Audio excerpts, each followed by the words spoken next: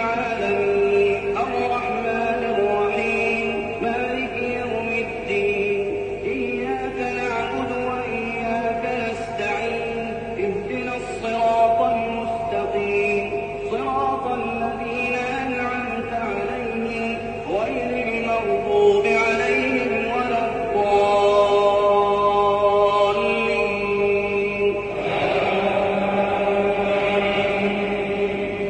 ولقد آتينا داود منا فضلا يا جبال أوبي معه والطير وألنا له الحديد أن اعمل سابغات وقدر في السرد واعملوا صالحا إني بما تعملون بصير.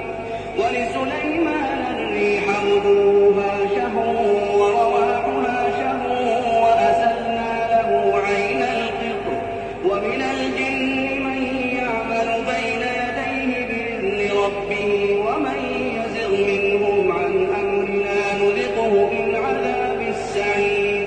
يعملون له ما يشاء من محاريب وتماثيل وجفان كالجواب وقدور الراسيات اعملوا آل داود شكرا وقليل من عبادي الشكور. فلما قضينا عليه الموت ما دلهم على موته إلا دابة الأرض تأكل من سأته فلما خر تبينت الجن أن لو كانوا يعلمون الغيب ما لبثوا في العذاب المهين.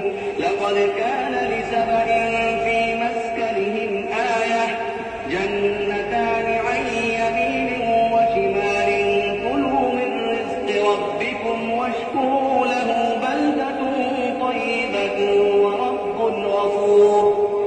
فأعرضوا فأرسلنا عليهم سيل العرم وبدلناهم بجنتين ذواتي أكل خمط وأكل وشيء من سدر قليل ذلك جزيناهم بما كفروا وهل نجازي إلا الكفور.